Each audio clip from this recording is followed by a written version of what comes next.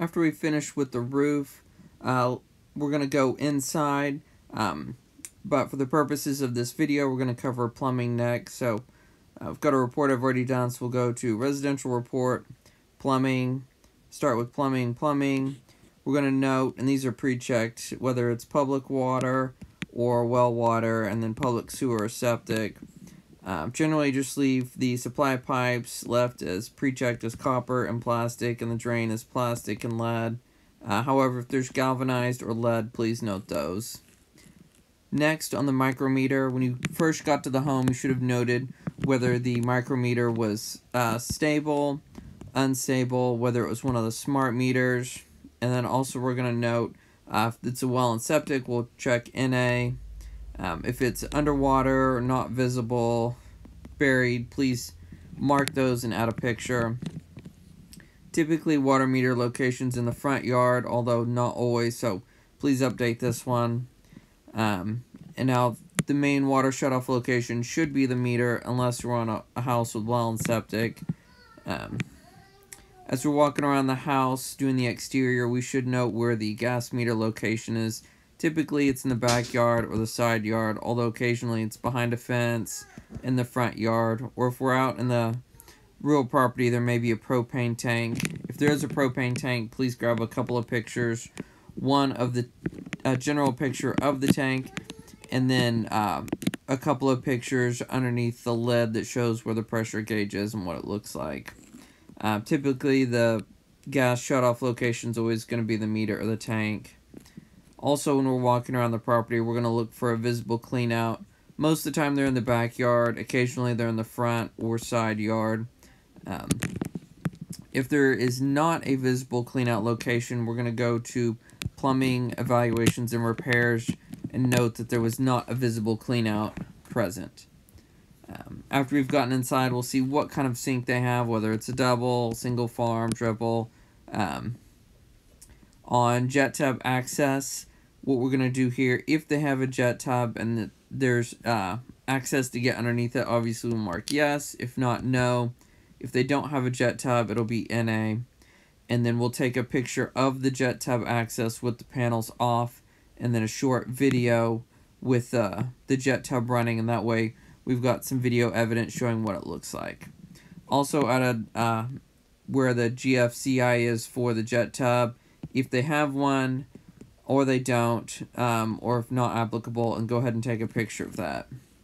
On homes really from the 1980s on, we're probably, or at least 1990s, we should see a visible whole home water shutoff, although it's not always visible if that if they've got a lot of stuff in the house. So wherever it's at, just mark where it's at, and then go ahead and take a picture of it so they can see it. Now, underneath these, if they have these different items, water softener, plumbing access hatches, anything else, go ahead and take a picture of it and include it. And then we also always want to grab a picture of the kitchen sink. Next, we're going to hit the next arrow on the bottom right. This is going to take us to the water tank, the water heater. So first, we're going to take two pictures. We're going to take a picture of a stepped back picture, seeing the whole water tank, where we can see where the temperature pressure relief valve is, if there's a shutoff, where it's at, what does the flue look like, does it wobble, is there a drip pan, all these things. Then we're going to take a close-up picture of the nameplate, and that way they can see it, and we've got it that way in case you forget some of the information, we do have a picture of it. Next, just simply check what location it's at, whether it's the garage or somewhere else, the capacity of the tank, whether it's gas, electric, propane, something else, the hot water temperature, and date of manufacture. Any limitations, was it covered in insulation, was the water heater off, or maybe access was blocked, and then you'll want to head and take a picture of these.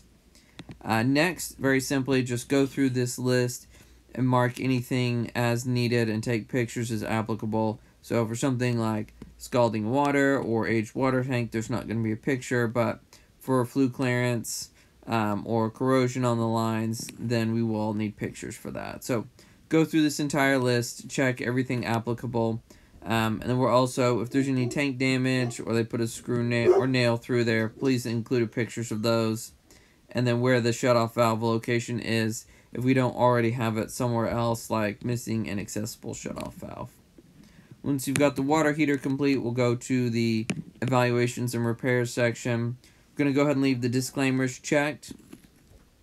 And then anything else, whether the water was turned off, we weren't able to inspect somewhere, not able to test the jet tub or other plumbing aspects.